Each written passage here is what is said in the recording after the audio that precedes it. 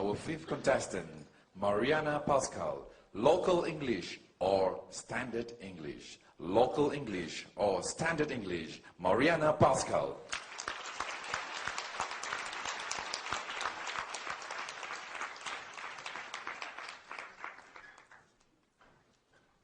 Well, many years ago, my daughter, who is half Chinese, attended a local kindergarten in Johor Bahru. And I remember one day I went to pick her up, and she came running up to me, and she said, "Mommy, what's this?" I said, "I don't know, ask your teacher." She turned and she said, "Teacher, this what, ah?" I said, "What did you say?" She said, "Oh, Mommy, that's Malaysian English." My fellow Toastmasters, we hear a lot these days about local varieties of English. Should we embrace them as a part of the culture? Or should we eliminate them and replace them with standard English? What do you think? Embrace or replace? Yes, I love the local English here. It is the most colorful English in the world. I especially love your crazy two-word phrases. Where, got. Also can. See first. See how. It's so unique. And frankly speaking, I do not think that it is possible to eliminate local English because linguistic habits are very difficult to break. Am I right? Yes. Now, throughout my entire marriage, my Chinese husband has been saying, "Get down from the car." And I've been saying, "Honey, we're not on the car, so we can't get down. We're in the car, we get out." And he says, "Oh, okay, get down." Can't change. In fact, I was in a taxi the other day, and the taxi driver said to me, "Okay, miss, you get down here, huh?" I said, No. You get out here." He said, "It's my taxi, you get out." I think the important thing is that whatever English we speak, Malaysian English, Canadian English, Indonesian English, Bruneian English, that these days we be understood by people from other cultures. Am I right? Yes. I have to tell you, sometimes your local English is a little bit difficult for foreigners to understand. I will give you an example. Now, when I first came to Malaysia, I went to a teachers' conference in KL. And at the end of the day, I said to a local teacher, I said, "Excuse me, I'd like to go back to the hotel now. Do you know where I might find a taxi?" And she said, never mind. You follow me." I said, "Well, I don't have a car, so I can't follow you. Do you know where I can find a taxi?" She said, never mind, you follow me." I said to my friend, "She wants me to follow her. Should I run behind her car?"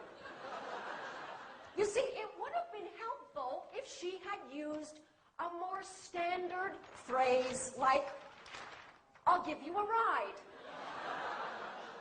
I'll give you another example of how local English can be very difficult for foreigners.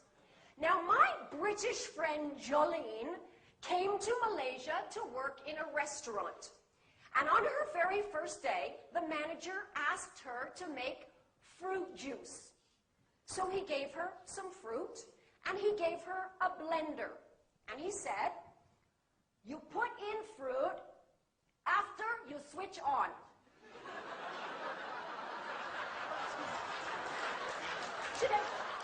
Excuse me, I put in the fruit after I switch it on. He said, "You put in fruit after you switch on." So she switched it on, put in the fruit. What happened? All the fruit came out. He said, I told you, you put in fruit after you switch on." See, she had heard this, right? It would have been a little clearer if he had said, "Put in the fruit. After that, you switch it on." You see, sometimes one single word can change the whole meaning, right? I remember when my husband and I were first falling in love. I remember this one evening that was so romantic. Now, my husband's English was not very good at that time. And this was the night he was going to propose. We were dancing. It was so romantic. We just looked at each other. And he said in the most gentle voice,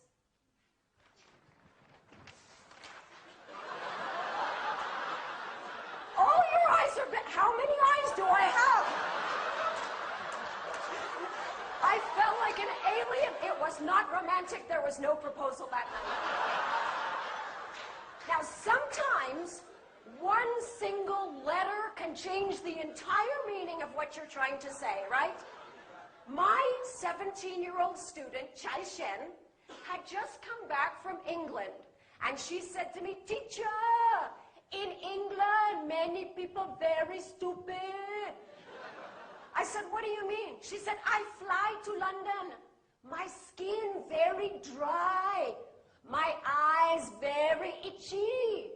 I go to information. I say, 'Excuse me, where can I find ice cream?' He sent me to McDonald's. Very stupid." So where does this leave us with local English? Well, this is what I say. Yes, we need standard English because we must be able to communicate with people from other cultures. But what a terrible shame it would be to lose the beautiful, colorful, vibrant local English. So I say both also can, love. Back to you.